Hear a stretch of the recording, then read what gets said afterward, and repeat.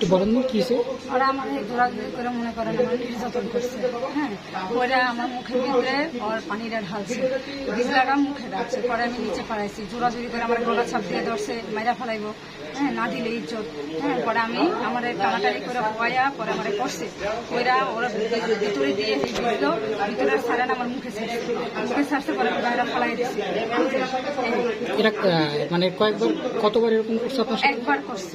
একবার। পরবর্তীতে পরবর্তীতে আমাকে সিঁড়ি মুছতে চাইলে রেলিং এ বাড়ি ফেলে দরজাটা খুললেই আমাকে ডাক দিত, এদিকে আসো এদিকে আসো। কে করছে আপনার শারীরিক নির্যাতন? আমার শারীরিক ইজ্জত করছে সুজি। উনি কি পরিচয়, কি ওনার নাম কি? ওনার নাম হচ্ছে আলুদ্দিন ফকির।